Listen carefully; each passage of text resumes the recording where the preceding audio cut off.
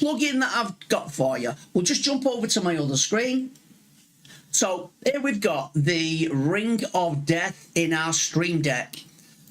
So the plugin is on my Ko-fi page, and there will be a link in the description as well so that you can grab this plugin. The plugin is free, but you can make a donation if you would like to make a donation. So if you just put in 0 and get now, takes you to the checkout.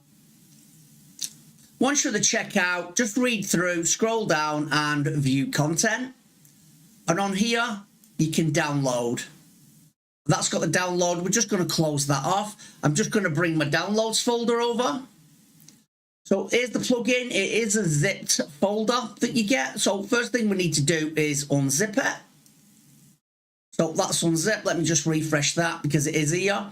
And once we've unzipped it, we get our data and our OBS. Now, everything that I detailed in that lengthy video are all combined into these two folders in the correct order. So all we need to do now is bring over our OBS. So wherever your OBS is located, so this is my folder here. All we need to do is copy these two and paste them into the OBS where your bin, your data and your OBS plugin are. And if you are a portable user, which I presume you are, you will have that config folder as well. All we do, paste. And once you've pasted it, if I move these back out the way and bring my Stream Deck back up and open my OBS.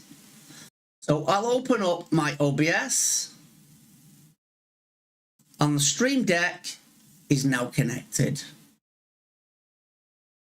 It's as simple as that, guys.